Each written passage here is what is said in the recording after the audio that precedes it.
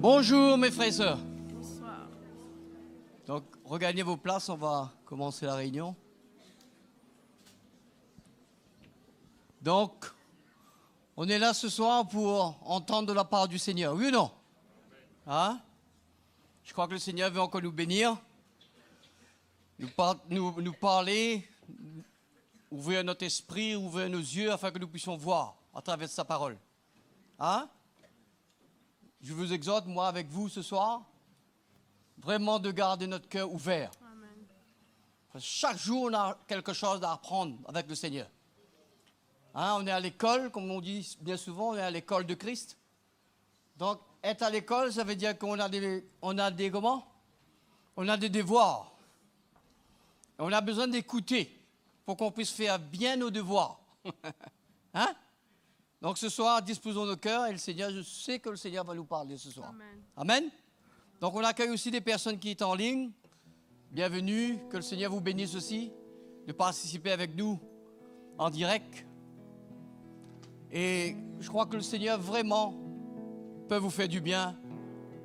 Et si vous avez des choses en attente dans votre cœur, que vraiment ce soir le Seigneur puisse vous parler. Amen. Donc mettons-nous debout. Et on place ce moment devant le Seigneur ce soir. Alléluia. Seigneur, nous crions vers toi ce soir. Nous savons que tu nous entends. Pour cela, nous voulons disposer nos cœurs. Seigneur, tu nous as donné cette journée. Et pendant cette journée, Seigneur, nous étions à l'heure peut-être de notre travail.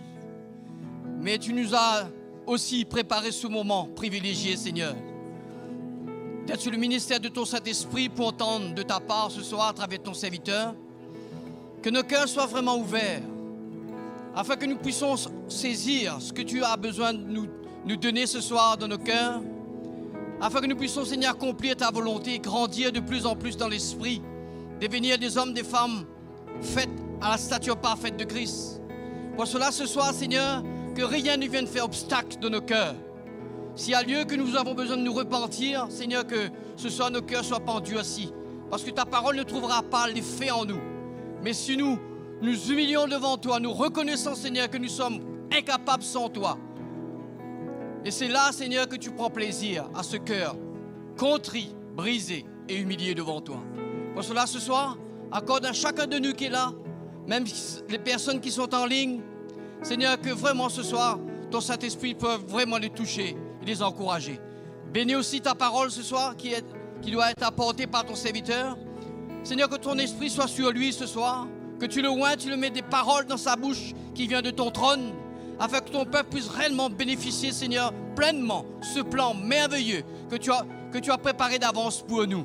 Pour là ce soir, Seigneur, que nos cœurs soient ouverts et que rien ne vienne faire obstacle et que nous puissions vraiment, pour commencer dans cette réunion, t'adorer. Te donner gloire, honneur, parce que tu as la gloire et l'honneur t'appartiennent. Pour cela, ce soir, aide à chacun de nous qui est là et que ton nom puisse être glorifié pendant cette soirée. Seigneur, toi seul la gloire. Amen. Allons louer le Seigneur ce soir, frères et sœurs. Ma voix s'élève pour te louer. Ma voix s'élève pour t'adorer. Je chanterai ta gloire, ta bonté. Je célébrerai ton nom. Venez le célébrer, célébrer, célébrer, chanter, célébrer, chanter notre roi. Venez le célébrer, célébrer, célébrer, chanter, célébrer, chanter notre roi. Ma voix s'élève pour te louer. Ma voix s'élève pour t'adorer. Je chanterai ta gloire, ta bonté. Je célébrerai ton nom. Alléluia. Venez le célébrer, célébrer, célébrer, chanter, célébrer, chanter notre roi. Venez le célébrer, célébrer, célébrer, chanter, célébrer, chanter notre roi. Venez le célébrer, son grand amour, venez le chanter. Le Fils de Dieu est venu donner la vie. Nous te fêtons, roi, car tu nous fais partager ta joie. Et nous chantons en ton honneur un chant d'amour, Seigneur.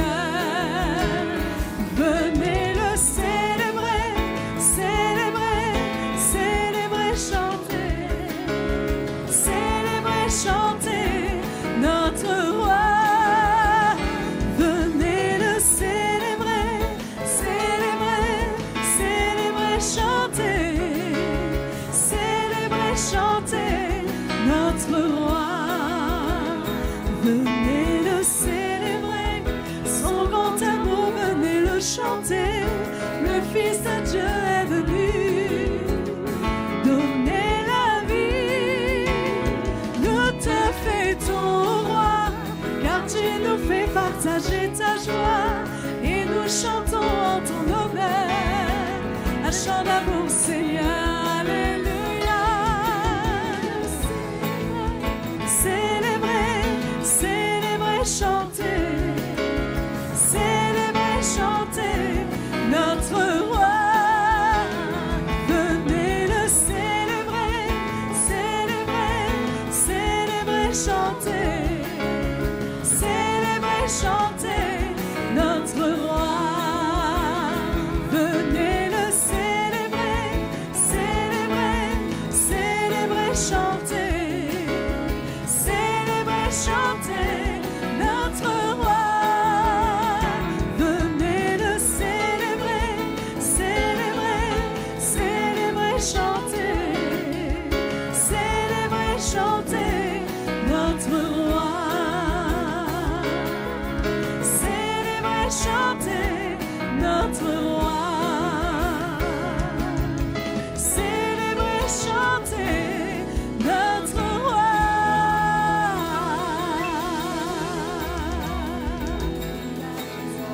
Alléluia. Tu es vivant, Jésus. Je sais que tu vis. En 3 jours, tu as vaincu la mort. C'est vrai. Tu es vivant. Je sais que tu rêves. Et tu dis que tu reviens bientôt. Je sais, c'est vrai. Toute la terre t'exaltera. Toute la terre t'exaltera.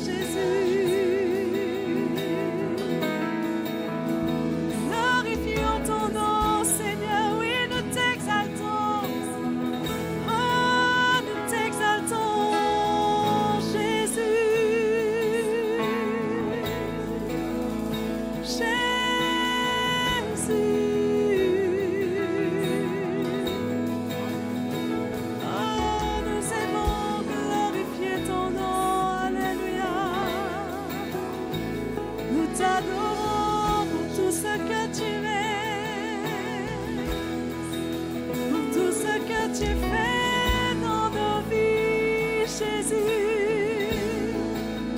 Reçois nos louanges.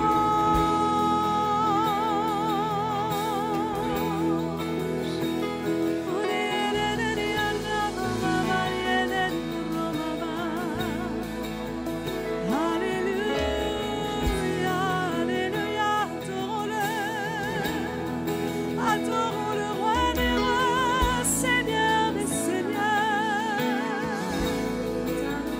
Oh Jésus, ton nom est puissant, ton nom est glorieux, Jésus.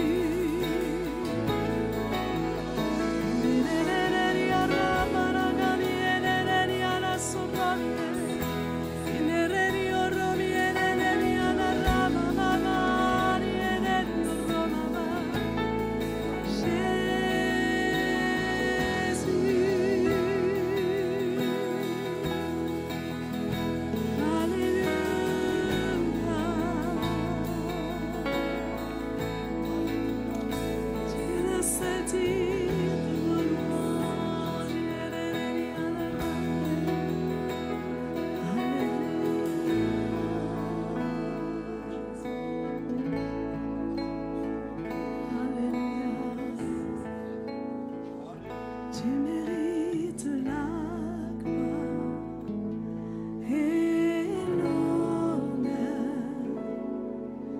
Nous levons nos mains en louant, en adorant ton saint nom. Tu mérites la gloire et l'honneur. Nous levons nos mains en louant,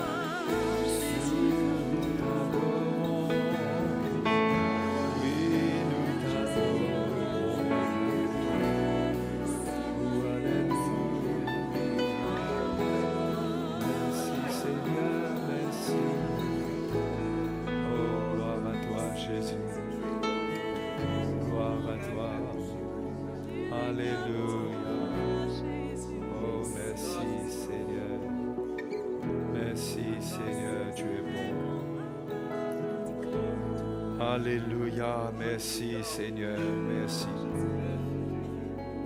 Sois béni Seigneur. Alléluia, que Jésus soit glorifié. Gloire à Dieu, bonsoir à tout le monde.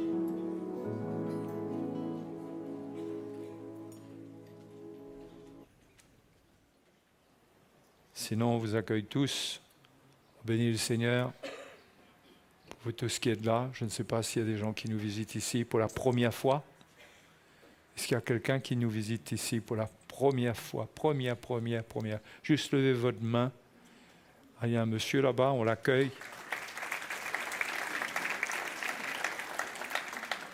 Bienvenue à vous. Je suis content de vous accueillir. Il n'y a personne d'autre, à part tous ceux qui sont peut-être nouveaux sur le web, qui nous rejoignent pour la première fois. Soyez bienvenus aussi pour écouter l'Évangile, pour passer ce moment avec nous. Que le Seigneur vous bénisse. Gloire à Dieu. Eh bien voilà, les choses reprennent. Et on va continuer à partager l'Évangile. Hein? Il ne faut pas perdre la soif de l'Évangile. Pas laisser son cœur entrer dans un état où on n'a plus de soif. Il faut garder son cœur, hein, pour avoir la soif de la vérité. Et j'aimerais lire avec vous dans Ésaïe chapitre 57. Après Ésaïe 53, c'est certainement, je crois, mon passage préféré.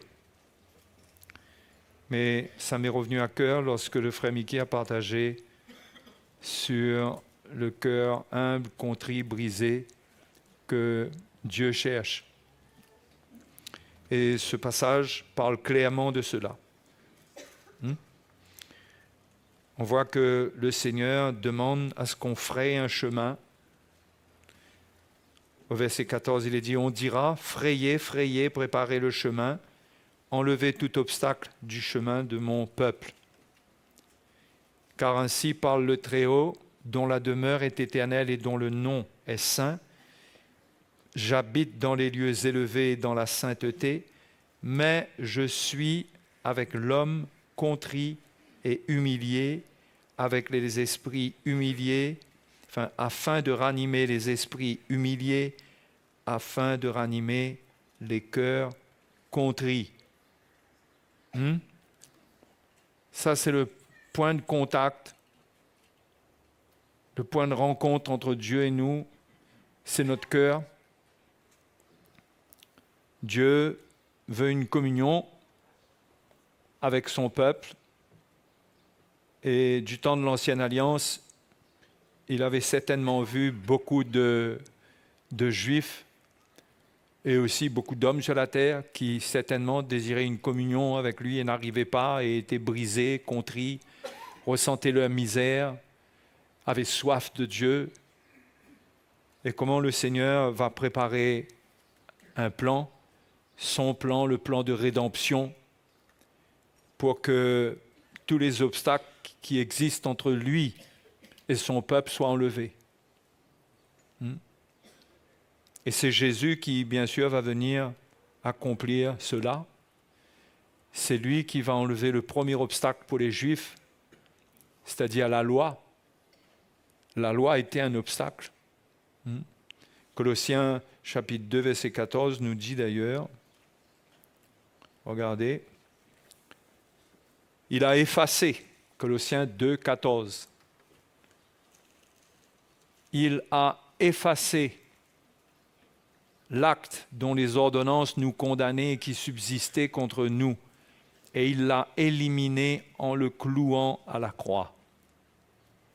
Voyez, cette loi existait et prononçait la condamnation du pécheur, de tous les pécheurs.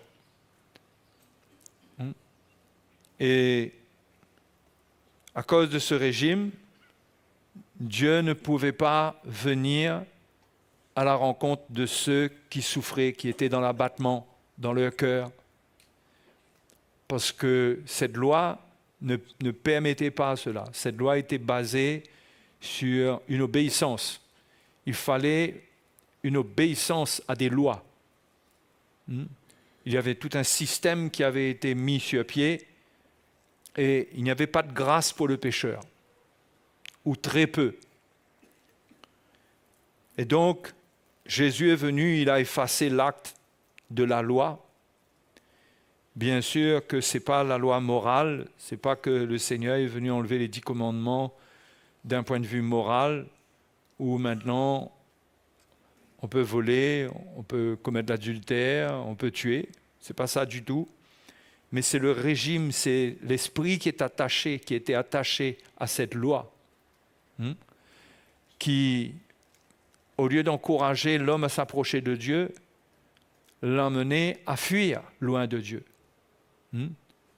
L'a mené à vivre une séparation avec Dieu, et cela devait certainement faire ressentir à certains une grande souffrance.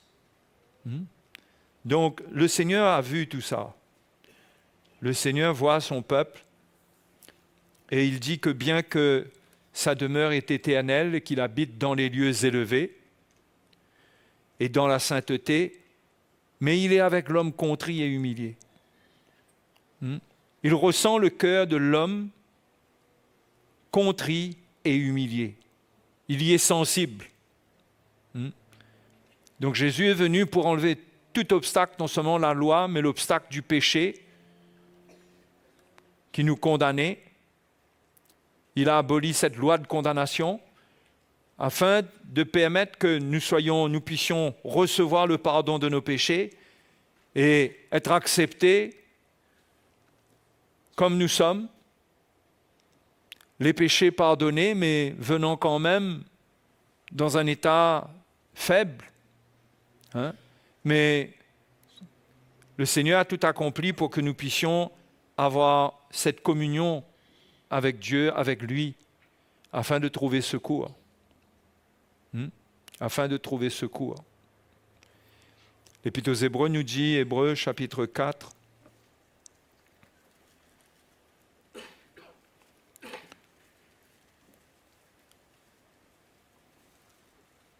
ainsi, au verset 14, « Puisque nous avons un grand souverain sacrificateur qui a traversé les cieux, Jésus, le Fils de Dieu, demeurons fermes dans la foi que nous professons. Car nous n'avons pas un souverain sacrificateur qui ne puisse compatir à nos faiblesses. Au contraire, il a été tenté comme nous en toutes choses sans commettre de péché. Approchons-nous donc avec assurance du trône de la grâce afin d'obtenir miséricorde et de trouver grâce pour être secourus dans nos besoins. » Ce verset nous encourage à nous approcher du Seigneur. Mais la nouvelle alliance, elle n'est plus basée sur une relation avec Dieu, basée sur des lois qui conditionnent cette relation. Qui conditionnent cette relation. Ce ne sont plus des lois, c'est un état de cœur. Le Seigneur ressent le cœur, il veut une communion de cœur avec son peuple. Et c'est pourquoi son peuple doit comprendre que ce qui se passe dans son cœur est très important. Dieu y est sensible plus que tout ce que nous pouvons faire, qui peut y avoir une apparence. Il y a beaucoup de choses que nous pouvons faire, mais nous n'impressionnons pas Dieu. Parce que Dieu sonde le cœur. Il connaît le cœur de l'homme. C'est pourquoi cette même épître aux Hébreux au chapitre 10, allons-y, on tourne les pages de la Bible ce soir. Au verset 19, au verset 22, nous dit « Approchons-nous donc avec un cœur sincère, avec un cœur sincère. » Voyez, si on s'approche de Dieu, c'est avec un certain état de cœur. Un cœur sincère, un cœur vrai. Un cœur vrai, qui n'a rien à cacher. C'est très important, parce qu'il n'y a pas de technique pour être dans une relation avec Dieu. Dieu n'est pas un grand robot extraordinaire qu'on apprend à manipuler en trouvant les bons boutons. Dieu est Dieu. Nous sommes des créatures. Et il nous a créés à son image, il nous a créés avec un cœur, avec un esprit. Parce qu'il cherche des adorateurs qu'il adore en esprit et en vérité. Il veut une communion d'esprit avec l'homme qu'il a créé. Une communion de cœur. C'est pourquoi il ne faut pas mentir à notre cœur. Quand nous venons devant le Seigneur, ne cherchons pas à faire comme si. Ne prétendons pas être quelqu'un que nous ne sommes pas. Ne cachons pas ce qui ne va pas. Mais soyons sincères, parce qu'on a lu au chapitre 4 que c'est un souverain sacrificateur qui est sensible à nos faiblesses, qui compatit. Lui-même, il est passé par la chair. Il comprend la faiblesse de la chair. Il peut nous secourir. Il veut nous secourir. Cette volonté-là est en lui. Donc, ce n'est pas la peine d'essayer de cacher quoi que ce soit, puisqu'on sait qu'il veut nous secourir. Il veut nous libérer. Donc, il y a un état de cœur qui est très important pour que la grâce de Dieu se manifeste. Et le Seigneur parle de cœur contrit, humilié. De cœur contrit et humilié. Et Ésaïe décrit le contraste qu'il y a entre la sainteté de Dieu, sa perfection, et qui normalement devrait paraître inaccessible. Mais pourtant, Dieu dit, je suis comme ça, mais je veux rencontrer l'homme. Mais l'homme contrit. L'apôtre Jacques dit que Dieu résiste aux orgueilleux, mais il fait grâce aux humbles. S'il y a une chose qui est précieuse pour Dieu, c'est qu'il veut ressentir, ce qui lui est agréable, c'est de ressentir l'humilité dans le cœur de ses enfants. L'humilité. Reconnaître son besoin, reconnaître que sans le Seigneur, on ne peut rien. Être humble. Et dans notre condition, ne pas nous condamner, mais être contrit, être humilié. Et que c'est ça qui conditionne notre relation. C'est cela que Dieu veut entendre dans nos prières, dans notre adoration. Si nous avons à partager quelque chose concernant notre vie, c'est tout d'abord notre état de cœur. C'est de reconnaître qu'est-ce que nous transportons, qu'est-ce qui se passe en nous. Et que nous sommes sincères, nous marchons dans la lumière. Cette marche dans la lumière que Jean décrit. 1 Jean, au chapitre 1er. Cette marche dans la lumière, ce n'est pas la perfection de Dieu. C'est une attitude de cœur, d'humilité.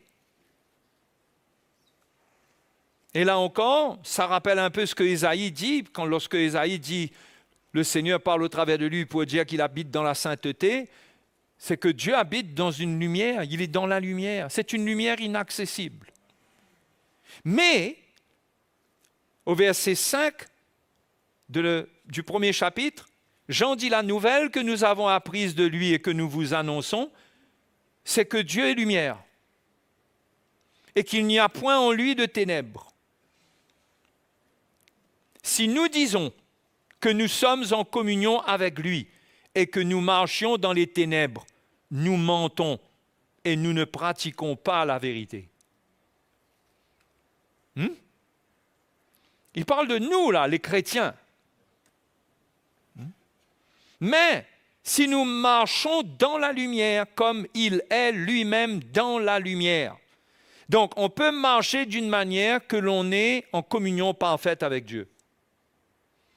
Il est dans la lumière, Dieu est lumière. Si nous marchons dans la lumière comme il est lui-même dans la lumière, nous sommes mutuellement en communion. Et le sang de Jésus, son Fils, nous purifie de tout péché. Si nous disons que nous n'avons pas de péché, nous nous séduisons nous-mêmes et la vérité n'est point en nous. On voit que ce genre d'évangile qui rend le chrétien positif, au point qu'il oublie l'esprit de repentance, au point que cela l'amène à ignorer qu'il y a des choses qui doivent être réglées dans sa vie, dans son cœur. Et qu'il entend un genre d'évangile qui lui dit qu'il faut être positif. Il ne faut pas être négatif sur soi-même. Il ne faut pas regarder aux choses négatives dans notre vie. C'est vrai dans un sens, mais quand nous sommes dans la lumière et ce qui est ténèbre en nous paraît, nous devons confesser, nous devons reconnaître afin de rester dans la lumière pour être en communion avec lui. Si nous gardons quoi que ce soit de ténébreux dans notre vie, nous n'allons pas goûter au fruit de la communion avec lui. Donc l'évangile est annoncé davantage pour convaincre le chrétien, pas pour le condamner, mais pour l'amener dans la lumière pour que Dieu traite sa vie. Traite sa vie sur la base d'une communion où Dieu ne le condamne pas. Dieu lui demande d'être sincère. Dieu lui demande de reconnaître, de ne pas être orgueilleux, de ne pas résister. Et quand il est comme ça, il marche dans la perfection avec Dieu, il est dans la lumière comme Dieu est dans la lumière.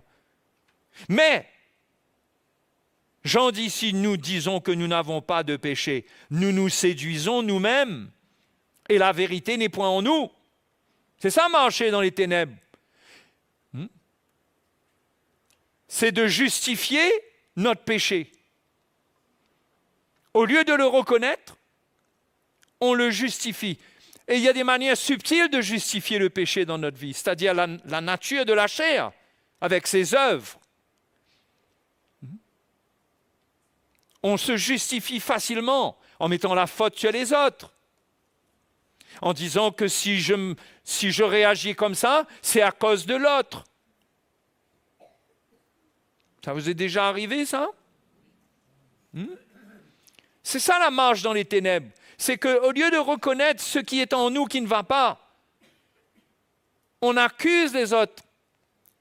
On ment et on accuse les autres. Et accuser, c'est l'œuvre du diable. Dieu ne veut pas qu'on accuse personne. Quand nous manifestons les choses charnelles, le péché, le Seigneur nous demande de reconnaître. De ne pas nous séduire nous-mêmes en cherchant à nous justifier, en cherchant à expliquer. Vous savez, la langue, Jacques dit, c'est le monde de l'iniquité. Plus avec la langue on essaye de sortir de la confrontation avec Dieu, plus on raconte des mensonges. Et plus on fait ce qui est mal, on dit ce qui est mal, on attaque les uns, on attaque l'autre. Parce que là-dedans, on veut sortir les mains propres. Mais avec Dieu, on ne peut pas sortir les mains propres. Parce qu'il sait, lui, que ça sort de nous, ça. Il y a des choses qui arrivent, qui contribuent à ce que ça se manifeste, mais ce ne sont pas ces choses-là qui font entrer le péché en nous. Le péché est en nous, il faut le confesser, il faut le reconnaître. La colère doit être reconnue quand il y a de la colère. Quand il y a une mauvaise action, quand il y a des choses mauvaises, et que c'est exposé. Si on veut rester dans la lumière, parce que notre bonheur, c'est de rester dans la lumière avec Dieu, être en communion avec lui, c'est dans cette lumière que nous allons trouver la paix. C'est dans cette lumière que nous allons nous réjouir, nous aurons tout le fruit de l'esprit. Mais en résistant au ministère de l'esprit qui nous montre notre état, c'est de l'orgueil, nous marchons dans les ténèbres. Nous nous séduisons nous-mêmes et la vérité n'est point en nous. Mais le verset 9 nous dit, si nous confessons, c'est-à-dire si nous reconnaissons, le mot confesser a trop une connotation religieuse. On va confesser un péché. Mais le mot est profond, ce n'est pas juste confesser, c'est reconnaître, c'est avouer quelque chose qu'on reconnaît au fond de nous. Si nous confessons nos péchés, il est fidèle et juste pour nous les pardonner. C'est-à-dire, quand on vient dans la lumière avec le Seigneur, et qu'on confesse, qu'on reconnaît, Dieu n'a pas de problème. Et qu'on le fait avec un cœur contrit et humilié. C'est pas léger, c'est pas le bout des lèvres.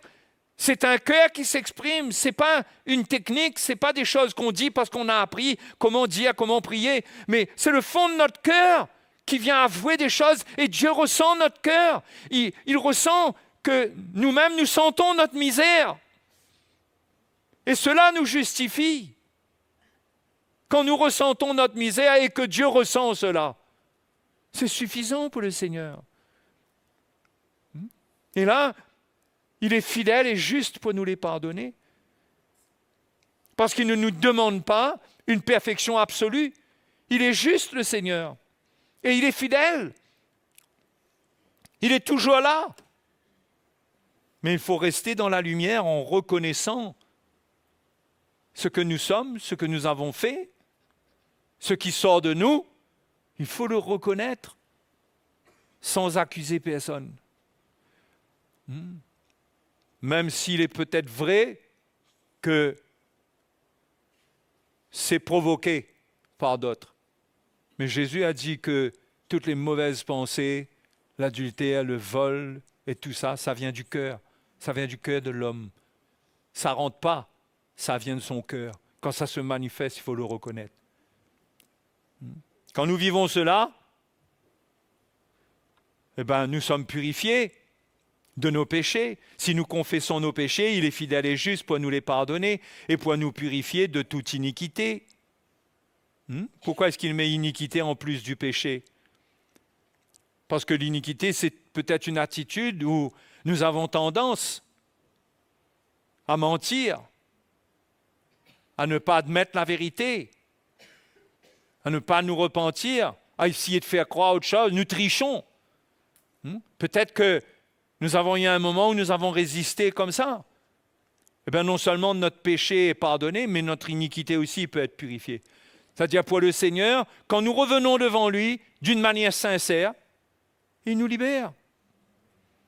Et là encore, au verset 10, l'apôtre Jean redit encore une fois, si nous disons que nous n'avons pas péché, nous le faisons menteur. Et sa parole n'est point en nous. Donc, Dieu nous invite à marcher dans la lumière, à nous tenir dans la lumière avec lui. Et ça, il faut avoir de l'humilité. Il faut être sincère. Ce n'est pas ce que l'on essaye de dire ou de faire croire. On ne peut pas faire croire des choses au Seigneur. Vous comprenez ça? On ne peut pas. C'est pourquoi un évangile puissant ne donne pas accès à de la justification, mais nous montre notre état et nous convainc. Nous convainc. Et si nous voulons obéir à l'évangile, nous allons accepter cette conviction et nous allons rester dans la lumière et nous allons reconnaître. Et c'est de cette manière que le péché ne peut pas nous séparer de Dieu. Sinon, Dieu résiste aux orgueilleux. Dieu nous résiste. Qu'est-ce que ça veut dire que Dieu nous résiste? Ça veut dire que la porte ne s'ouvre pas. Dans cette communion, la porte ne s'ouvre pas. On cogne, la porte ne s'ouvre pas. On ressent qu'on est dans un manque spirituel. Pourquoi? Parce que Dieu veut que pour entrer là, il veut ressentir que notre cœur est humilié, contrit et brisé. Il veut ressentir cette contrition, cette humiliation. Et c'est ça qui, bien que le sang de Jésus a ouvert le chemin pour venir, mais le sang de Jésus ne couvre pas nos attitudes. Vous comprenez? Le sang de Jésus est là pour nous laver de nos péchés, mais Dieu ressent l'état de notre cœur. On croit que le sang de Jésus, ça fait que Dieu ne ressent pas l'état de notre cœur. Est-ce que vous comprenez ça? On peut croire que Dieu, à cause du sacrifice de Jésus, il ne tient pas compte de ce qui se passe dans notre cœur. Mais ce n'est pas comme ça que ça marche. D'ailleurs, si vous regardez dans l'ordre, dans ce que Jean partage, Dans quel ordre sont les choses?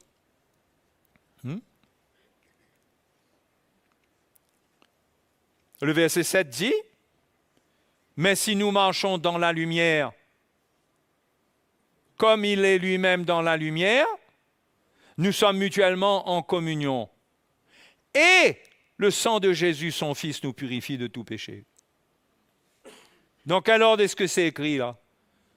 Le sang de Jésus nous purifie de tout péché, et cela nous fait marcher dans la lumière. Dans un sens, c'est vrai, mais dans la pratique de la vie chrétienne, quand nous marchons dans la lumière, et le sang de Jésus nous purifie de tout péché. Ça demande qu'on marche dans la lumière, non?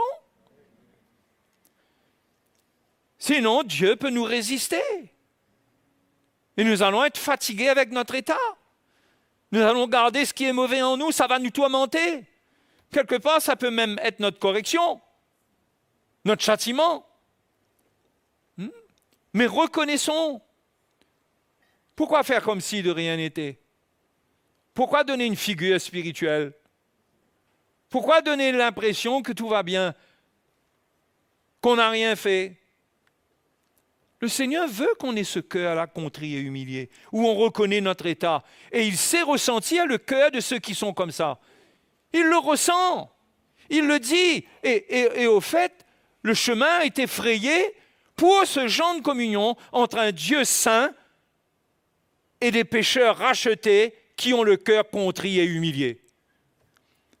C'est le point de contact entre Dieu et nous, c'est la contrition et l'humiliation.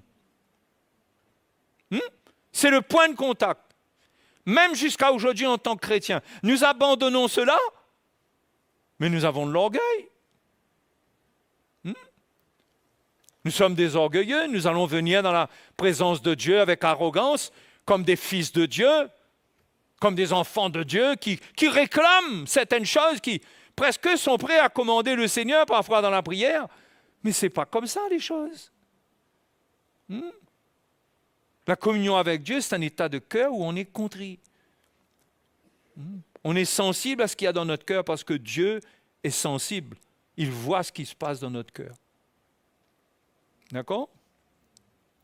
Donc, c'est un passage qui est intéressant pour comprendre, quelque part, d'une certaine manière, comment le salut, pourquoi le salut a été initié et comment nous allons goûter au bénéfice de ce salut. Dans quelle attitude? Oui, c'est pourquoi on peut confesser ce que la Bible dit, mais être des orgueilleux dans notre confession de la Bible. On confesse des promesses. Mais Dieu ne veut pas entendre des confessions techniques. Il veut ressentir que tu es vrai dans ce que tu es dit. Dans ce que tu dis, Dieu veut ressentir que tu es vrai. Il doit ressentir que ta bouche est connectée avec le fond de ton cœur, que c'est vrai. Là encore, il y a des doctrines qui amènent le chrétien à pratiquer la parole de Dieu d'une manière technique. La confession positive de la parole de Dieu. Et tous ces enseignements qui empêchent le chrétien de vivre avec son cœur. Dieu cherche ton cœur. Peu importe si tu ne confesses pas des versets bibliques, c'est pas ça qui compte pour Dieu. C'est qu'il ressent ton cœur. Tu es désolé pour le péché, c'est vrai. Ta repentance est sincère. C'est ça qui compte pour le Seigneur. C'est pas que tu as un grand chapitre du psaume 51 que tu viens réciter au Seigneur, comme une prière que tu as apprise par cœur, pensant que si Dieu a écouté David, il va t'écouter, parce que là, tu mentionnes le psaume 51. Mais le psaume 51, dans la bouche de quelqu'un qui n'a pas un cœur contrit, ne vaut rien. Ne vaut rien. Pire, c'est utiliser la parole de Dieu, venir devant Dieu avec sa parole pour couvrir ce qu'on a besoin de déclarer et reconnaître du fond de nous-mêmes. Vous voyez, mes frères et sœurs, la relation avec le Seigneur, c'est quelque chose de profond. Ça demande de la sincérité. Même dans nos prières. Même dans nos prières. Combien de prières que nous pouvons faire où notre cœur n'est pas dedans. Où nous prions. Mais Dieu veut ressentir notre cœur. Quand nous prions, Dieu veut ressentir notre cœur. Sinon, c'est de l'hypocrisie. Dieu veut ressentir notre cœur. C'est pourquoi, dans un sens, il vaut mieux avoir peu de paroles. Mais ce que l'on dit au Seigneur, on le dit du fond du cœur. Alléluia. Donc, c'est la relation que le Seigneur veut avoir avec nous. Ésaïe 66. Vous voyez ça, les frères et sœurs, c'est simple, mais c'est une clé pour ne pas se décourager, pour ne pas être frustré, pour ne pas être vide. C'est l'élément qui nous tient avec Dieu. Quand il n'y a pas ça, Dieu nous résiste. Ben où on est quand Dieu nous résiste? On est livré à nous-mêmes. On est malheureux. Ésaïe 66 nous dit, ainsi parle l'Éternel, verset 1. Le ciel est mon trône et la terre mon marchepied. Quelle maison pourriez-vous me bâtir? Et quel lieu me donneriez-vous pour demeure? Toutes ces choses, ma main les a faites, et toutes ont reçu l'existence, dit l'Éternel. Voici sur qui je porterai mes regards, sur celui qui souffre et qui a l'esprit abattu, sur celui qui craint ma parole. Oui? Parce que il voulait bâtir une maison pour Dieu, pour que Dieu vienne habiter dans un temple, dans une maison. Mais le Seigneur dit, mais quelle maison pourriez-vous me bâtir? Au fait, la vraie maison de Dieu, c'est notre cœur. Et en tant qu'Église, ce sont nos cœurs unis où nous formons un temple spirituel pour Dieu. C'est là-dedans que Dieu veut habiter et demeurer. Ce n'est pas dans un bâtiment. Cela ne veut pas dire qu'un lieu de rencontre n'a aucune valeur. Vous imaginez bien, si on a construit ce bâtiment, c'est parce qu'on estime qu'on en avait besoin pour se voir. Il y a des gens qui vous disent « Ouais, mais il faut faire les réunions dans les maisons. » On dit « C'est ça à l'origine, les réunions dans les maisons. Il faut retourner dans les maisons. » Ok. C'est bon, mais c'est quand même plus pratique ici, là. Moi, je suis content, que je peux vous enseigner tous en même temps plutôt que de faire 30 réunions sur 30 tous les mois. Hein? Faire 1 ou 2 réunions par jour parce qu'on est dans une maison. Vous savez, parfois, l'esprit religieux fait parler les gens sans qu'ils réfléchissent, sans qu'ils comprennent eux-mêmes qu'est-ce qu'ils sont en train de dire. Oui. Donc, c'est bon d'avoir un endroit où se rassembler. Mais ce n'est pas l'endroit. Ce n'est pas l'endroit qui donne la valeur à notre communion avec Dieu. C'est l'état de notre cœur.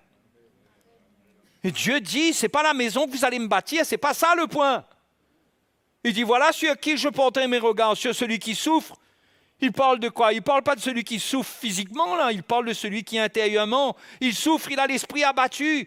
Sur celui qui craint ma parole. Parce qu'il craint la parole de Dieu, il souffre. La crainte de Dieu l'amène dans une souffrance, dans un état de contrition. Il n'aime pas le mal qui le sépare de Dieu. Il n'aime pas. Il n'aime pas ce qui l'anime parfois. Il souffre parce qu'il veut rester dans la lumière avec le Seigneur. Donc il a une souffrance dans son cœur parce qu'il veut rester en communion avec son Dieu. Et il ressent qu'il y a des choses qui veulent prendre le dessus. Il y a une réponse de la chair. Et il le sait parfois. Ça lui fait du mal, ça fait du mal aux autres. Et ça endommage sa relation avec le Seigneur. Donc il souffre. Parce qu'il craint la parole de Dieu. Il sait que ce que Dieu dit concernant le péché est vrai. La crainte de Dieu, c'est la haine du mal. Et quand on craint la parole de Dieu, c'est qu'on considère ce qu'elle dit sérieusement. C'est pourquoi on a besoin d'avoir le message de la parole de Dieu, de l'Évangile, purement pas mélangé, purement, pour que notre crainte de la parole de Dieu, ça repose sur la pureté de cette parole. Hein? On a la révélation de ce que c'est.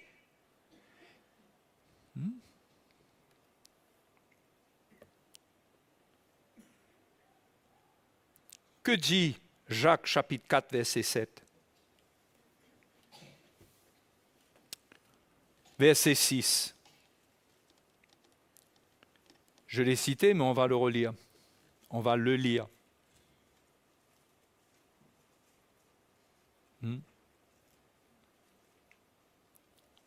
Jacques dit, il accorde au contraire une grâce plus excellente. C'est pourquoi l'Écriture dit,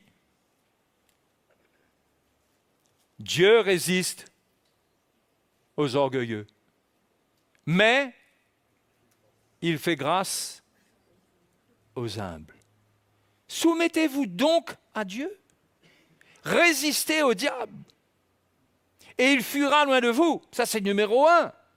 Quand on se soumet à Dieu en craignant sa parole, en restant avec sa parole, et on se soumet à la parole de Dieu, cela nous permet de résister au diable quand on sait quelle est la volonté de Dieu dans sa parole. Et ensuite, approchez-vous de Dieu, venez dans la lumière.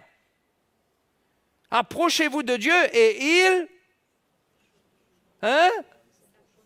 il s'approchera de vous. Mais mes frères et sœurs, mais il y a une réalité là-dedans. Il s'approchera de vous. Ça parle d'une communion, ça parle d'un Dieu qui vient. On s'approche de lui, il s'approche de nous. Mais n'oublions pas, l'Écriture dit Dieu résiste aux orgueilleux. Il ne s'approche pas de l'orgueilleux. Il s'approche de celui qui est humble, qui a l'esprit humilié. Approchez-vous de Dieu et il s'approchera de vous. Nettoyez vos mains, pécheurs. Purifiez vos cœurs, hommes irrésolus. Sentez votre misère. Soyez dans le deuil et dans les larmes. Que votre rire se change en deuil et votre joie en tristesse. Humiliez-vous devant le Seigneur et il vous élèvera. Et il vous élèvera. Vous voyez ce qui doit être dans la vie d'un chrétien? Cet état d'esprit où il est contrit et humilié. Mais ça ne s'invente pas. On ne se force pas d'avoir un cœur contrit et humilié. Mais quand on s'approche de Dieu dans la lumière et on se laisse convaincre, quand l'Évangile nous appelle à la repentance, l'Évangile met sa lumière sur des choses que nous n'avons peut-être pas réalisées. Nous n'avons pas réalisé l'importance de certaines choses. Oui. Et l'Évangile vient et nous montre que c'est du sérieux. Et nous craignons la parole de Dieu. Eh bien, ça fait qu'on va sentir notre misère. On va crier à Dieu pour qu'il nous libère.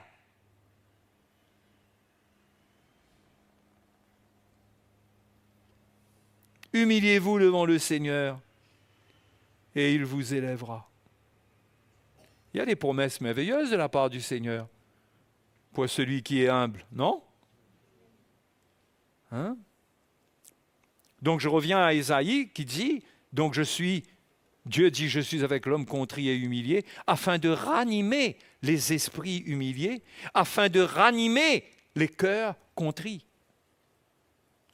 Parce que quand un esprit est humilié, et quand un esprit et un cœur est contrit, eh bien, il peut se décourager à la longue. Il peut perdre une certaine flamme. Il peut ressentir un tel fardeau qu'il a besoin, ce cœur-là a besoin d'être ranimé. Et Dieu promet qu'il va ranimer. Quand nous éteignons la mauvaise flamme, Dieu va nous ranimer, il va nous donner la vraie vie. Parce que le Seigneur dit, je ne veux pas contester à toujours, ni garder une éternelle colère, quand devant moi tombent en défaillance les esprits, les âmes que j'ai faites. Oui, ce n'est pas le plan de Dieu de nous tourner le dos.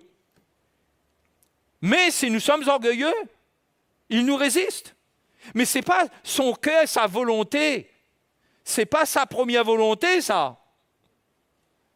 Son cœur, c'est de nous avoir avec lui. Donc le Seigneur, lui, il dit qu'il ne veut pas garder une éternelle colère. C'est pourquoi la nouvelle alliance, ce n'est pas la manifestation de la colère de Dieu, c'est la manifestation de la grâce de Dieu.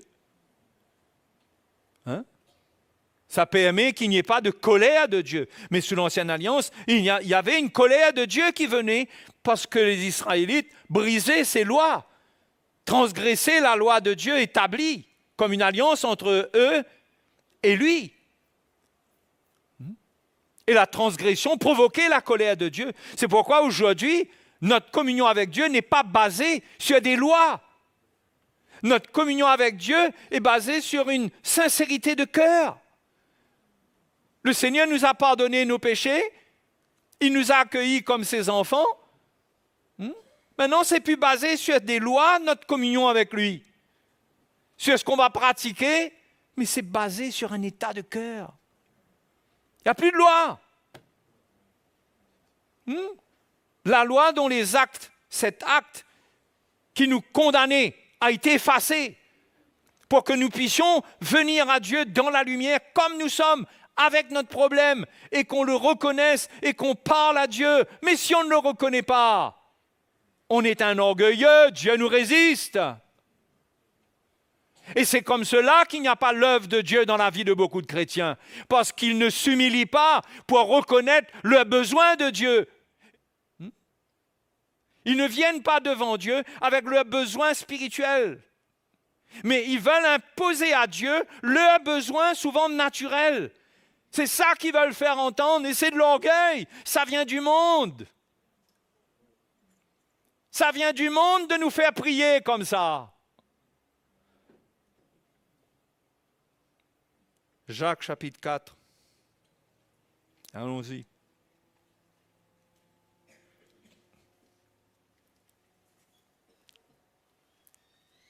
Le verset 1 dit « D'où viennent les luttes ?»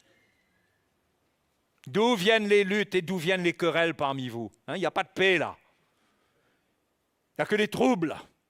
D'où est-ce que ça vient ça? Vous n'êtes pas en paix, vous n'êtes pas bien. Pourquoi? Jacques explique, là, il va expliquer là. Il dit, n'est-ce pas de vos passions qui combattent dans vos membres?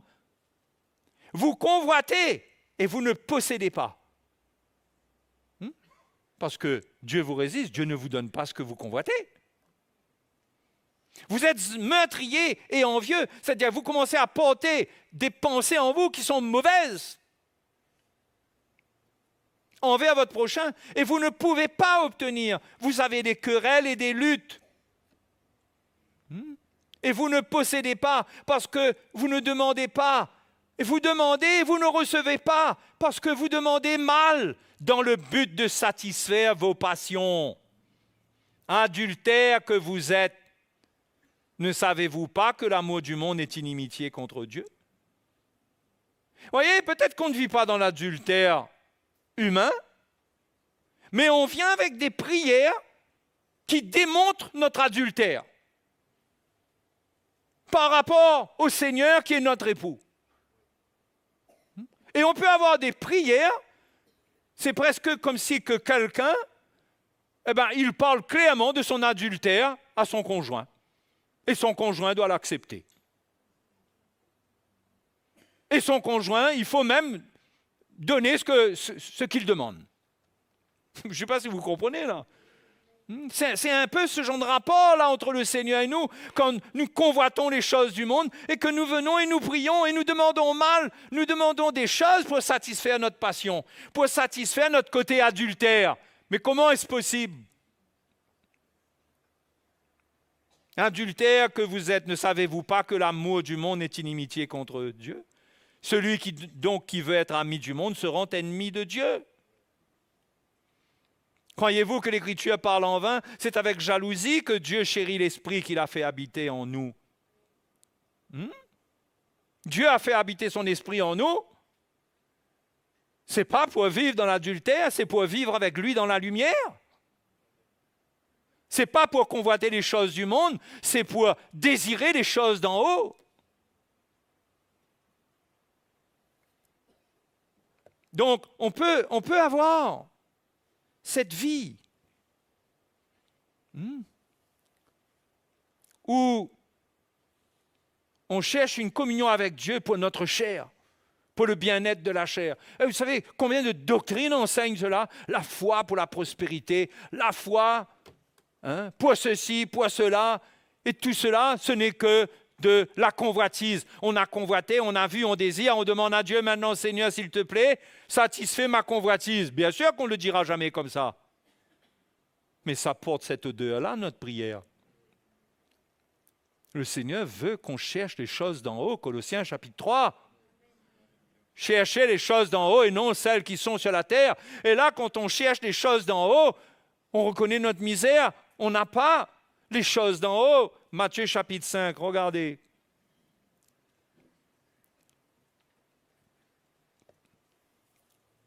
Verset 3. Heureux les pauvres en esprit, car le royaume des cieux est à eux. C'est quoi les pauvres en esprit? Ce sont ceux qui ressentent leur misère spirituelle. Car le royaume des cieux est à eux, c'est Dieu qui va leur donner le royaume. Déjà, ici-bas même, ils auront les arts de ce qu'il y a dans le royaume. Ils auront la justice, l'amour, la joie, la paix. Ils auront les choses de Dieu dans leur cœur. Mais la condition, c'est une condition de cœur. La pauvreté en esprit. Heureux les affligés, ceux qui souffrent, ceux qui sont dans l'abattement, car ils seront consolés. Jésus même a montré, il a montré le chemin. Le chemin, c'est l'attitude de cœur. Le chemin, c'est l'attitude de cœur. Il ne faut pas séparer notre vie chrétienne de notre cœur. Il ne faut pas séparer le succès de la vie chrétienne du triomphe qui doit prendre notre cœur. On ne sépare pas les deux marchent ensemble. Bien-aimé, je souhaite que tu prospères à tous égards comme prospère l'état de ton âme. 3 Jean 2. Comme prospère l'état de ton âme. Tu ne peux pas désirer quelque chose sans considérer qu'est-ce qu'il y a dans ton âme à l'intérieur de toi. Qu'est-ce que tu portes dans ton cœur? Parce que les choses du monde vont détruire celui qui ne laisse pas Dieu traiter son cœur. Il va tomber dans le piège du monde, dans le piège du péché. Si Dieu a un plan pour que quelqu'un prospère, il faut que le Seigneur le libère. Sinon, l'argent qu'il aura, tout ce qu'il aura comme bien, ça va le détruire, ça va l'éloigner de Dieu.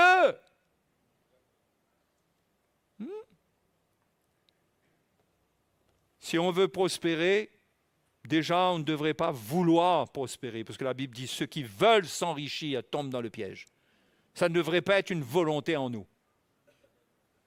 C'est quelque chose que Dieu nous accorde par sa grâce pendant qu'il fait son œuvre en nous, il ouvre des portes, il accomplit des choses. Mais attention, en tant que chrétien, d'avoir des chiffres de salaire qui ronronnent dans notre tête et que nous avons des objectifs de carrière sans laisser Dieu nous purifier intérieurement. Ça sera notre perte. Personne ne peut désirer être prospère. Soit Dieu te l'accorde, soit il ne te l'accorde pas par sa grâce. Donc il est inutile de convoiter les choses du monde, de courir après elles. Mais il y a un minimum, bien sûr, pour vivre sur la terre. On n'en disconvient pas.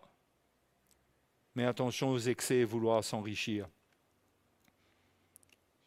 Ce genre de choses, la convoitise, ça éteint le bon esprit qu'on doit avoir.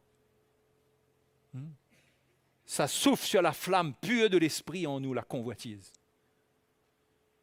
Ça éteint ce qu'il y a de pur dans notre cœur. Quand nous venons au Seigneur, notre cœur est purifié.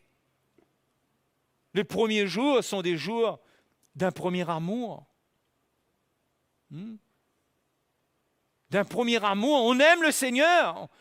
On l'aime, on est prêt à faire n'importe quoi pour le Seigneur. Mais au fur et à mesure, nous avons écouté des doctrines qui ont peut-être stimulé la convoitise. Notre cœur s'est éloigné de Dieu. La flamme a diminué. Et nous nous sommes retrouvés dans des luttes intérieures.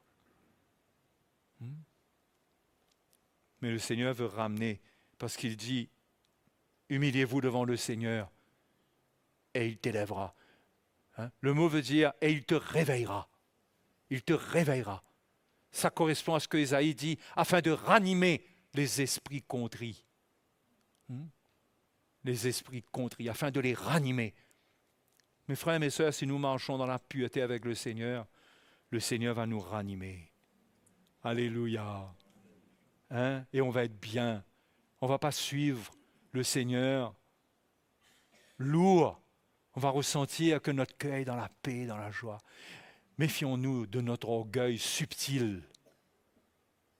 Notre orgueil, l'orgueil subtil, où on arrive toujours à s'en sortir sans la parole de Dieu. On arrive toujours à expliquer. Orgueilleux. Hein? Qui peut tenir face à une confrontation avec le Seigneur? Quand il parle, il a toujours raison. Hein? Donc on voit qu'aujourd'hui, nous avons la grâce d'être sous une alliance où le chemin du sanctuaire est ouvert pour nous. Mais le Seigneur, l'Épître aux Hébreux dit, approchons-nous donc avec un cœur sincère. C'est la première chose. Avant de parler de la plénitude de la foi et du reste, approchons-nous donc avec un cœur sincère. Sincère, sans la sincérité, tu ne t'approcheras pas du Seigneur, Dieu va te résister. Tu vas prier, oui tu vas prier, mais il n'écoutera pas. Quelqu'un va me dire, mais comment tu peux dire ça? Parce que je ne dis rien, je dis ce que la parole de Dieu dit.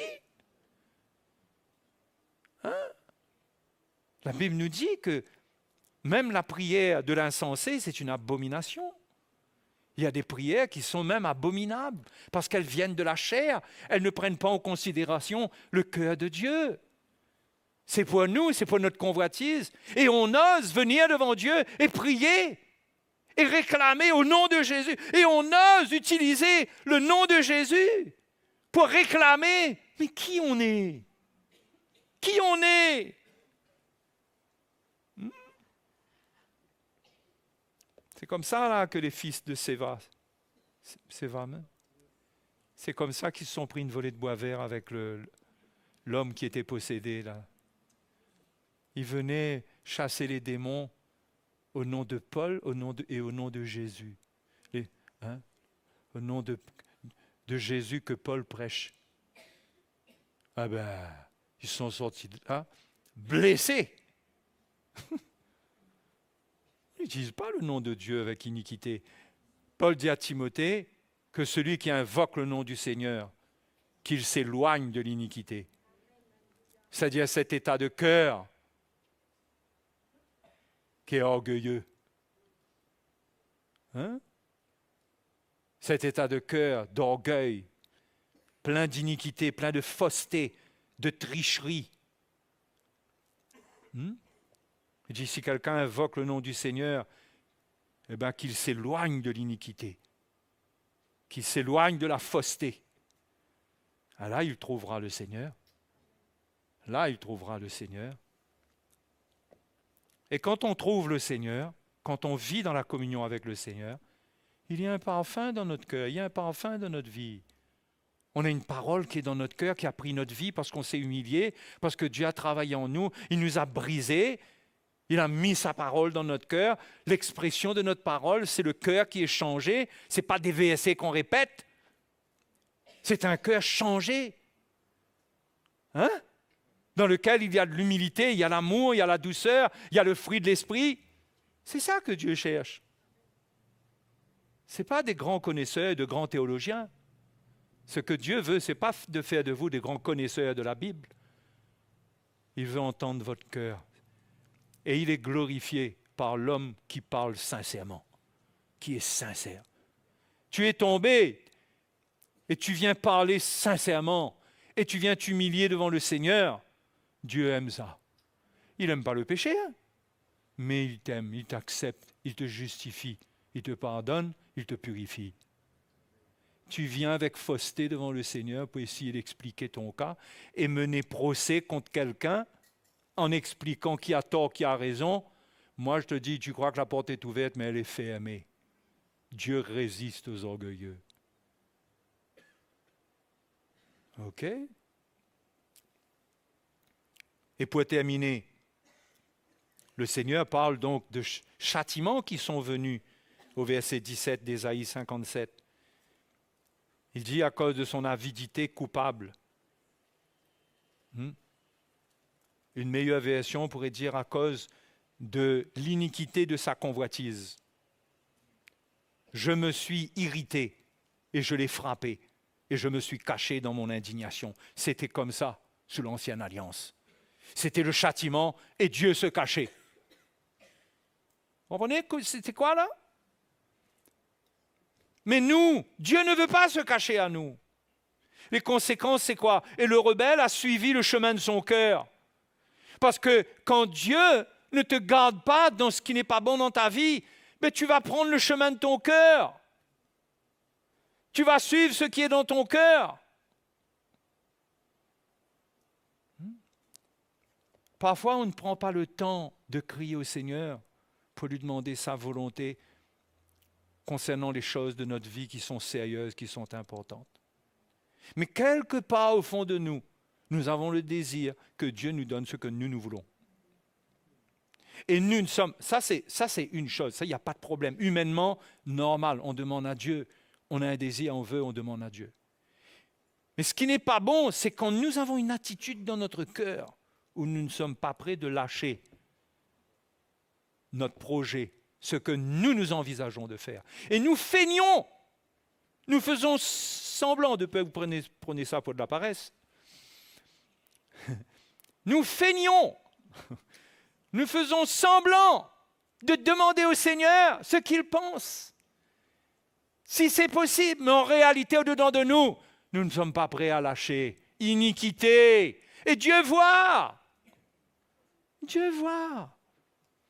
Et Dieu résiste. Et qu'est-ce qui se passe après? Il n'y a pas de réponse. Il n'y a pas de réponse. Conséquence, le rebelle, parce qu'en réalité c'est un rebelle ça. C'est quelqu'un qui n'est pas prêt à se soumettre à la parole de Dieu. Qu'est-ce qu'il fait? Il suit le chemin de son cœur. Et qu'est-ce qu'il dit quand il suit le chemin de son cœur? J'ai une conviction, frère. J'ai une conviction. La conviction, c'est quoi? C'est le chemin de ton cœur ou c'est le Seigneur qui t'a parlé? Mais quand tu es rebelle et tu n'es pas prêt à accepter que Dieu te parle, tu fabriques ta conviction par ton propre cœur. Et là, tu vas prendre le chemin des ténèbres. Tu vas entrer dans des choses qui peuvent être destructrices pour ta vie. Hein? Et le rebelle a suivi le chemin de son cœur. Mais le Seigneur est fidèle, il est toujours là pour nous. J'ai vu ses voies et je le guérirai. Je lui servirai de guide. C'est-à-dire que quelque part, il y a un châtiment, mais Dieu va toujours faire tout son possible pour retrouver le cœur de son enfant, pour l'amener à la repentance, pour lui montrer, pour lui montrer son état et qu'il revienne avec un cœur sincère. N'est-ce pas comme ça qu'on devrait éduquer nos enfants? On doit ressentir le cœur de nos enfants lorsque nous les reprenons ou que nous les corrigeons. Que la correction n'est pas un acte de barbarie, mais quand nous le faisons intelligemment, nous nous attendons surtout à ce que l'attitude du cœur soit correcte. Pas simplement que l'action soit réparée, soit reconnue, mais que l'attitude du cœur redevienne droite. Sinon, nous donnons une bonne éducation à nos enfants. Ils vont dire oui, ils auront appris à dire merci, s'il te plaît, et tout, ce qui est important. Mais corriger les enfants, les élever selon le Seigneur, c'est regarder à leur cœur, parce que c'est comme cela que Dieu nous corrige. Il regarde à notre cœur. Ce n'est pas juste tirer de sa bouche qu'il s'excuse. Tout d'un coup, on fait une réunion pour les parents, là. Ce n'est pas tirer de sa bouche simplement qui s'excuse et puis dire « excuse-moi ». Excuse-moi. Quelle attitude il y a là-dedans, là? Tu n'as pas bien compris, là, on dirait. Que c'est mauvais, que c'est pas bon. On ne doit pas laisser les enfants grandir avec légèreté quand ils font face au péché. On doit s'assurer qu'ils réalisent du fond de leur cœur. Il faut les reprendre jusqu'à ce qu'ils rentrent en eux-mêmes et qu'ils trouvent leur cœur dans cette affaire. Enfin, bref, parenthèse fermée. Mais le Seigneur a un plan pour nous consoler. Il dit, je lui servirai de guide, je le consolerai, lui et ceux qui pleurent avec lui. Hein? Quand le rebelle prend le chemin de son cœur, là, pas seulement lui qui pleure, mais ceux qui sont avec lui.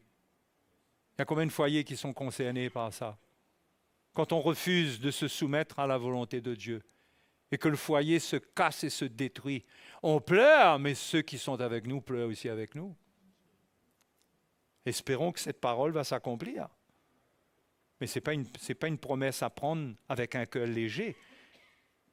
Je mettrai la louange sur les lèvres. Oui, quand tout est restauré, oui. Paix, paix à celui qui est loin et à celui qui est près. Ça parle du salut en même temps, là. Ça parle du salut, de la mort de Jésus, que Dieu allait ramener les rebelles. OK? Mais en même temps, ça parle de notre expérience personnelle aussi. Paix, paix à celui qui est loin et à celui qui est près, dit l'Éternel, je les guérirai. Mais les méchants sont comme la mer agitée, qui ne peut se calmer et dont les eaux soulèvent la vase et le limon. Il n'y a point de paix pour les méchants, dit mon Dieu. Vous comprenez? Si on laisse trop la méchanceté monter dans le cœur, on peut devenir mauvais au point de ne plus pouvoir retourner vers le Seigneur. Donc, les frères et les sœurs, prenons au sérieux l'Évangile, la parole du Seigneur. Prenons au sérieux notre confrontation avec le mal, avec notre chair. Prenons au sérieux lorsque l'Évangile nous parle, nous reprend. Lorsque le Seigneur nous châtie, prenons au sérieux, ne prenons pas à la légère. Mon fils, ne méprise pas la correction de Dieu, ne méprise pas la correction du Seigneur.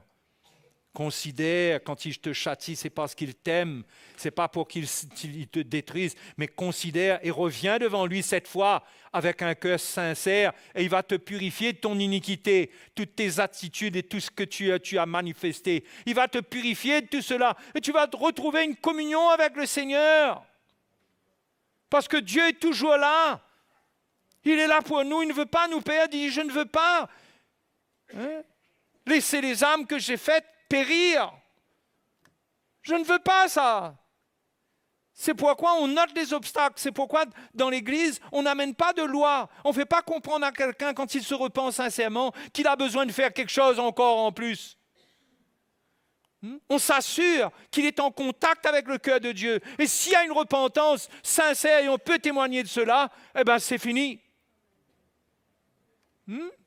On enlève les obstacles et l'Évangile a ôté les obstacles dans l'Église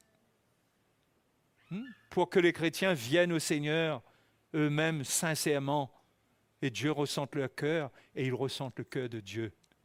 Alléluia. C'est tellement bon de ressentir le cœur du Seigneur. C'est tellement bon. Mais l'orgueil prive un homme de cela. La rébellion, la méchanceté prive un homme de cela. Parce que les frères et les sœurs, de plus en plus, nous allons nous sentir faibles. Nous n'allons pas nous sentir capables. Ce que Dieu veut faire, personne n'est capable. Vous savez, quand on n'a pas la révélation de l'Évangile, le pur Évangile, on peut se croire capable. Mais au fur et à mesure que l'Évangile gagne notre cœur et la lumière traverse notre cœur et que Dieu nous monte et travaille dans notre cœur, on réalise notre misère, on réalise. Et notre cri, c'est Seigneur, je ne pourrai pas par moi-même. Je suis brisé devant ta face parce que je ne peux pas. J'ai besoin de ta grâce. Et Dieu nous équipera. Alléluia. Il va nous équiper. Et beaucoup d'entre vous, vous passez par le chemin. Il y a des épreuves auxquelles vous faites face aujourd'hui que vous ne connaissiez pas autrefois. C'est à vous de vous examiner dans ces épreuves pour voir le fond de ces choses et comment est votre cœur dedans. Mais il y a des tests, il y a des épreuves. Il faut trouver ce cœur contrit et humilié pour que Dieu nous relève. Dieu nous relèvera. Alléluia. Et nous relèvera dans notre santé. Bon, il ne faut pas compter retourner à l'âge de 30 ans quand on a 60 ans. Hein? Mais il nous donnera la force et la grâce. Il peut tout. Alléluia. Vous croyez ça? Il peut tout. Aujourd'hui, l'ennemi fait ses dégâts. Il croit qu'il a gagné. Mais quand Lazare est mort, quand Lazare, que Jésus aimait, le frère des sœurs, Marthe et Marie, Lazare est malade, Lazare meurt. Qu'est-ce que le diable croit? Il a gagné, il est parti. 4 jours après, Jésus le ressuscite. Rien n'arrête le Seigneur. Notre Dieu est grand. Mais servons-le avec un cœur vrai, sincère. Ne venons pas jouer au grand prieur dans sa présence. Hein? Ne faites pas comme les païens qui croient qu'à force de paroles, Jésus l'a dit ça, ils seront exaucés. Ne faites pas comme eux, le Seigneur, quand il parlait aux Juifs. Il dit, ne faites pas comme eux, ne croyez pas. Je me demande si ce n'est pas pour ça que le Seigneur nous a donné le parler en langue aussi. Parce qu'à un moment, il faut arrêter de dire n'importe quoi. Allez, prie en langue. Je me demande, hein, c'est une parenthèse. Hein. C'est pour nous aider, parce que vraiment, la langue, elle bat dans le mauvais sens très souvent. OK? On bénit le Seigneur ce soir. Avec la pensée qu'il est grand, notre Dieu. Qu'il est grand. Il peut tout changer. Il peut laisser ton épreuve aller. Et un jour, quand il ressuscite tout, ta vie ne changera plus jamais dans le mauvais sens. Parce que tu auras vécu quelque chose de tellement grand. C'est pourquoi si ça doit aller, partir là. Relâche ça. Laisse le Seigneur prendre soin. Le Seigneur est grand. Mais toi, garde un cœur vrai avec ton Dieu. Garde un cœur vrai avec lui, sincère. Sincère. Alléluia. Merci, Seigneur, de nous donner ce cœur. Ton esprit nous a été envoyé pour nous aider à saisir ce que tu désires pour nous. Ce qui te plaît dans une relation avec toi.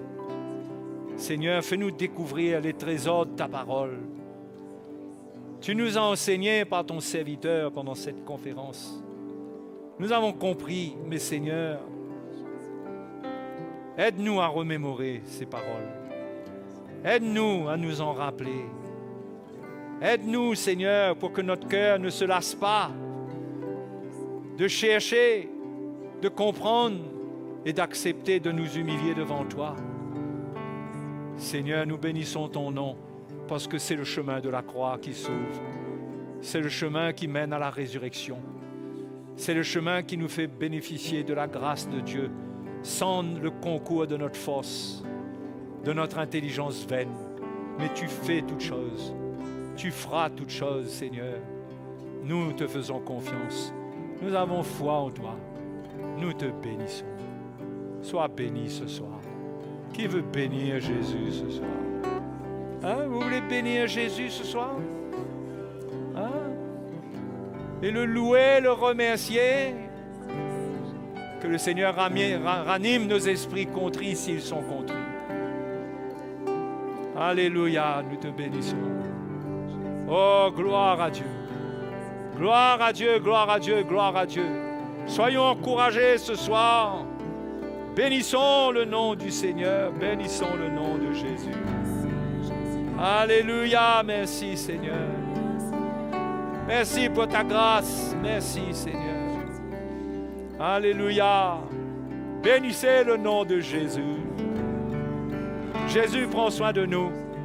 Approchons-nous de lui et il s'approchera de nous. Venons à lui avec un cœur sincère. Le sanctuaire est ouvert. Dieu n'est pas trop loin.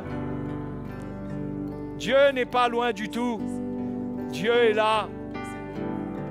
Il nous regarde, il nous connaît. Soyons vrais dans sa présence.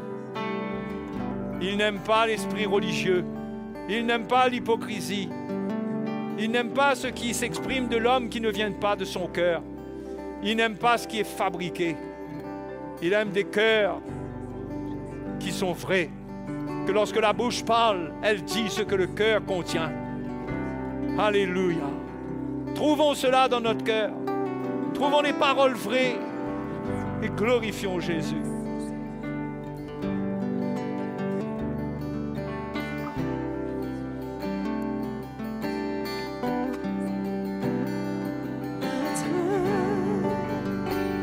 Dieu est grand, louez-le notre Dieu est grand, et tous verront combien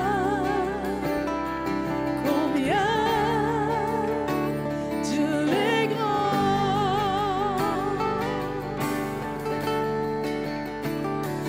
Notre Dieu est grand, louez-le notre Dieu est grand, et tous verront combien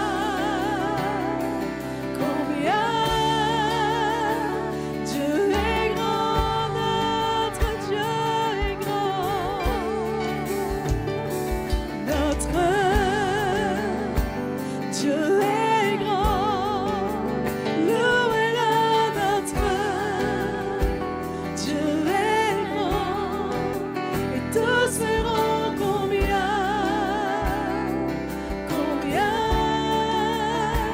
Dieu est grand.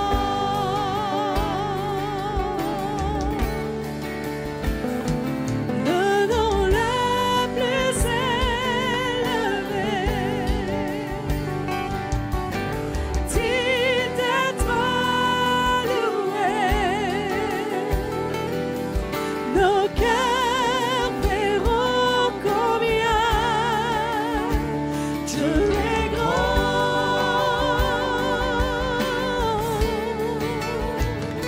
Le nom le plus élevé, dit d'être loué. Nos cœurs verront combien Dieu est grand. Le nom le plus élevé, le nom le plus élevé, alléluia, dit d'être, oui, tu es digne, Jésus. Nos cœurs verront combien Dieu est grand. À la gloire. C'est vrai, Seigneur, tu es grand. Grand grâce, grand compassion, grand miséricorde. Et ce soir encore, tu es venu vers nous dans ta grâce. Tu es venu pour parler à notre cœur, pour nous montrer comment tu veux nous faire grâce. Comment tu veux extirper de notre cœur tout ce qui nous sépare de toi. Parce que tu veux nous emmener à être en communion avec toi.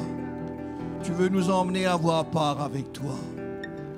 Et ta parole est venue à notre cœur ce soir pour nous montrer comment tu désires nous faire du bien. Comment tu désires nous donner du repos. Comment tu veux nous emmener à être en paix. Seigneur, c'est pour cela ce soir encore, en nous tenant devant de toi, nous voyons notre cœur. Et nous savons que tout vient de nous. C'est pourquoi nous brisons notre cœur devant de toi ce soir et nous te demandons encore de nous aider. Bien que tu veux nous faire grâce, Seigneur, tu veux aussi nous accorder la grâce pour nous libérer de tout ce qui est attaché à notre cœur, de tout ce qui nous empêche, Seigneur, de profiter de ce que tu as pour nous. Seigneur, tu nous dis que tu ne contesteras plus avec nous, mais nous avons besoin de nous abandonner à toi. Nous avons besoin de nous détourner, de nous séparer, d'abandonner tout ce qui est encore attaché à notre cœur. Car c'est nous-mêmes, Seigneur, qui nous privons de ta grâce. C'est pourquoi ce soir encore, tu nous appelles. Tu nous appelles à réformer nos voies. Tu nous appelles à nous repentir. tu nous appelles à briser notre cœur, à reconnaître notre état au-devant de toi, parce que tu veux nous faire grâce. Seigneur, nous sommes venus ce soir avec un état de cœur. Nous sommes venus ce soir dans ta présence en transportant en nous encore des choses qui n'est pas agréables à toi. Des choses pour lesquelles tu es mort à la croix. Des choses pour lesquelles tu as donné ta vie. Et ce soir, nous te demandons encore de nous accorder la grâce de nous en défaire, afin que nous puissions repartir dans notre maison avec ta paix, afin que nous puissions repartir, Seigneur, en étant guéris de notre cœur, en étant libres. Que ta grâce puisse nous toucher encore ce soir. Frères et sœurs, levons nos mains vers le Seigneur. Nous avons entendu la voix de notre Dieu ce soir. Et nous avons entendu ce qu'il nous a dit. Ce sont nos fautes et nos péchés, nos transgressions qui nous privent de sa grâce. Mais ce soir, nous sommes là devant lui. Et tout ce qu'il désire, c'est d'entendre la confession de notre foi, de notre cœur ce soir. La confession de notre foi, de notre cœur. Pour lui dire, Seigneur, j'ai besoin de toi. J'ai besoin de ta grâce. Seigneur, touche-nous, restaure-nous, et que ce soir, nous puissions repartir avec un cœur régénéré, avec un cœur libre. Seigneur, merci pour ce que tu fais dans nos cœurs ce soir. Merci pour ta grâce. Merci pour le ministère du Saint-Esprit qui convainc notre cœur et qui nous conduit sur ce chemin de la repentance. Que ta grâce soit à l'œuvre dans nos cœurs et dans nos vies. À toi toute la gloire, Jésus. À toi toute la gloire. Merci pour ta grâce. Alléluia. Amen. Frères et sœurs, que la grâce de Dieu continue à faire son œuvre dans notre cœur ce soir. Amen. Rien de caché ne sera emmené à la lumière. Et je crois que ce soir, beaucoup de choses, le Seigneur a emmené de la lumière concernant notre état de cœur. Et si ce soir nous sommes prêts à nous humilier, je suis sûr qu'il y a quelque chose de merveilleux qui est en train de se passer dans nos cœurs. Amen. Que le Seigneur vous bénisse.